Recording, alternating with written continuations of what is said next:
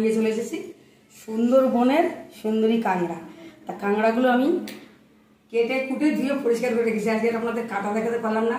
আমার চ্যানেলে কিন্তু সুন্দরবনের কাঁকড়া, এমনি বড় কাঁকড়া কেটে কুটে আমি দেখিয়ে রান্না করছি, রেসিপি ছাড়া আছে, আপনারা চাইলে চেক করতে পারেন।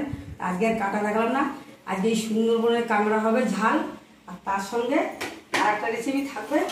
এই দেখুন বর্ষাকালের লাল শাক। লাল শাকটাও কেটে কুটে পরিষ্কার করে আমি ধুয়ে রেখেছি। এটা লাল শাকটা আজকে ভাজবো একটু অন্যরকমভাবে। আজকে দুটো রেসিপি হচ্ছে লাল শাক ভাজা, সুন্দরবনের কাঁকড়া ঝাল। আপনারা সঙ্গে থাকুন। ভিডিওটা ভালো লাগলে অবশ্যই লাইক শেয়ার করে দেবেন, আর এইভাবে আমাদের পাশে থাকবেন।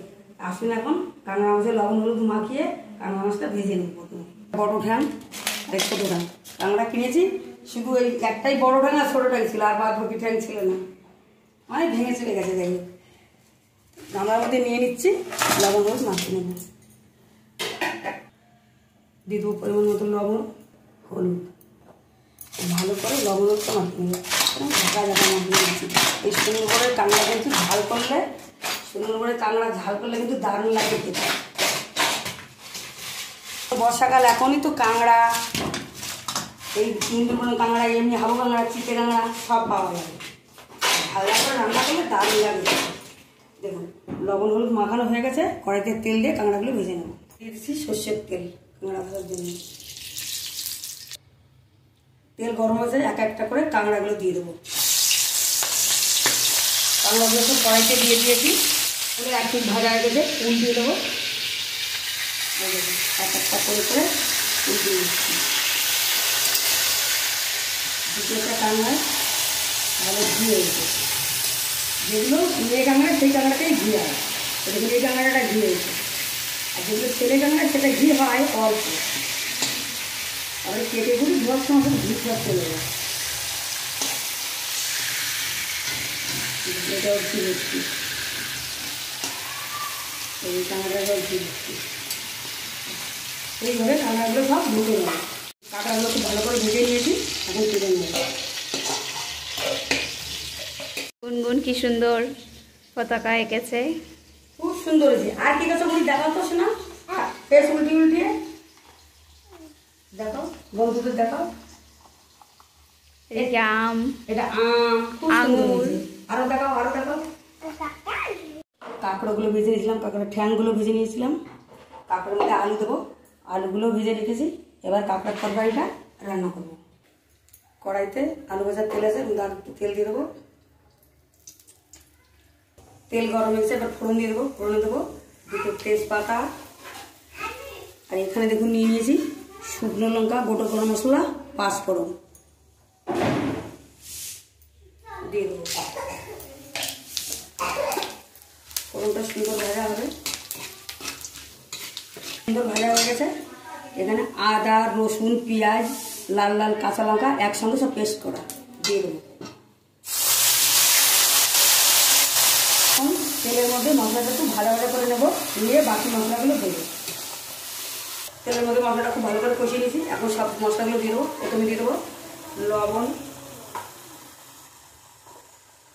হলুদ গুঁড়ো, দেবো লঙ্কা গুঁড়ো, জিরে গুঁড়ো, আর দেবো ধনে গুঁড়ো। সব মশলাগুলো দিয়ে দিয়েছি। এবার একটু সামান্য জল দিয়ে খুব ভালো করে আরও কিছুক্ষণ মশলাটা কষাবো।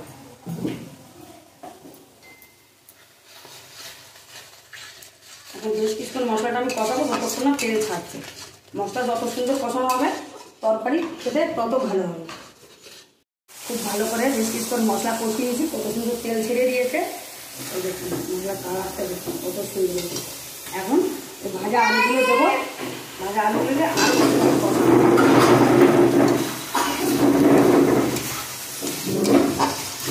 আলুগুলো দিয়ে ভালো করে কষিয়ে নিয়েছি। এখন পরিমাণ মতন জল দিয়ে দেবো।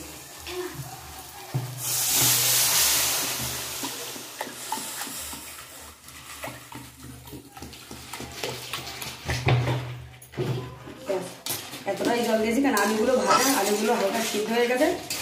রান্নার তরকারিটা মাখা মাখা হবে। এখন কিছুক্ষণ সেদ্ধ হওয়ার জন্য ঢাকা দিয়ে দেবো। ঢাকা দিয়ে রেখেছিলাম, দেখবো আলু সিদ্ধ হয়েছে কি। দেখি দিয়ে দেবো কিছুটা ধনে পাতা কুচি। এখন ভেজে রাখা কাঁকড়াও দিয়ে দেবো। কাঁকড়া দিয়ে ভালো করে নেড়ে দেবো।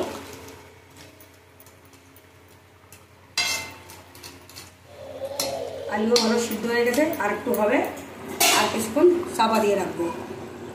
রান্না করা হয়ে গেছে। এখন দিয়ে দেবো সামান্য চিনি। চিনি দিলে তরকারি স্বাদ ভালো হয়। আর দিয়ে দেবো গরম মশলার গুঁড়ো।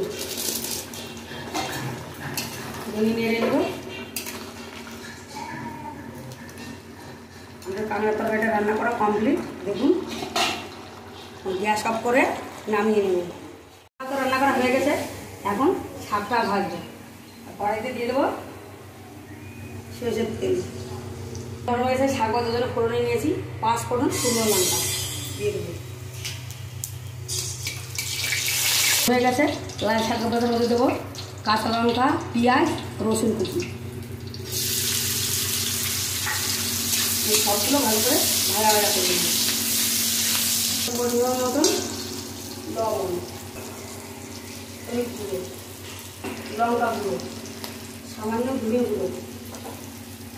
এমনি তো লাল শাক ভাজলে কাঁচা লঙ্কা, রসুন, পেঁয়াজ দিই, কিন্তু আজকে আমি তো লঙ্কা গুঁড়ো আর ধনে গুঁড়ো দিচ্ছি। কারণ আছে, কারণ এই যে কাঁকড়াটা আমি রান্না করছি, কাঁকড়ার ঘিটা আমি শাক ভাজার মধ্যে দেবো, ওই জন্য একটু ধনে গুঁড়ো, লঙ্কা গুঁড়ো দিলাম।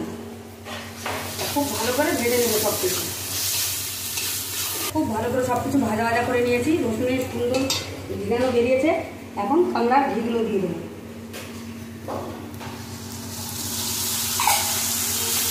সব কিছুর মধ্যে কাঁকড়ার ঘিটাও ভালো করে ভাজা ভাজা করে নেবো। নিয়ে শাকটা দেবো। এই কাঁকড়ার ঘি দিয়ে লাল শাক ভাজা করলে, লাল শাক যে কোনো শাক এই কাঁকড়ার ঘি দিয়ে ভাজা করলে বেশ ভালো লাগে খেতে। খুব ভালো করে ভাজা ভাজা করে নিয়ে শাকটা দেবো। ভালো করে ভাজা ভাজা হয়ে গেছে। এখন কেটে রাখা শাক দিয়ে দেবো। কেটে দিয়ে করতে হবে। শাক দিয়ে একটু নেড়ে ছেড়ে ঢাকা দিয়ে দেবো। শাকটা কিছুক্ষণের জন্য সেদ্ধ হওয়ার জন্য ঢাকা দিয়ে দেবো। শাক ভাজা ঢাকা খুলে নেড়ে ছেড়ে নিয়েছি। এই দেখুন, আমাদের লাল শাক ভাজা হয়ে গেছে।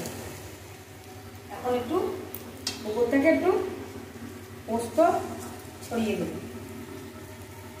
দিয়ে দেবো সামান্য চিনি। কারণ আমার সময় তো পোস্ত চিনি দিলাম, খেতে ভালো লাগবে। পোস্তটা যে কোনো শাকেই দেওয়া যায়। এই দেখুন, আমাদের লাল শাক ভাজা। গ্যাস অফ করে নামিয়ে নেব।